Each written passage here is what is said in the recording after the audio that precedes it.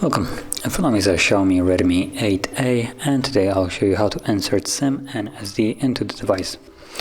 And before we get started, we will need this SIM eject tool. Now it comes provided in a box with the device, so you can find it somewhere in there, or you can also use a paper clip and just try it now one of the edges. Should work just as well. So from there, let's pop out the tray, which is located on the upper left side of the device. So right over here where the pen is holding right now. Push it in and you'll see that the tray pops out. And right here you have space for one SD card and two different SIM cards.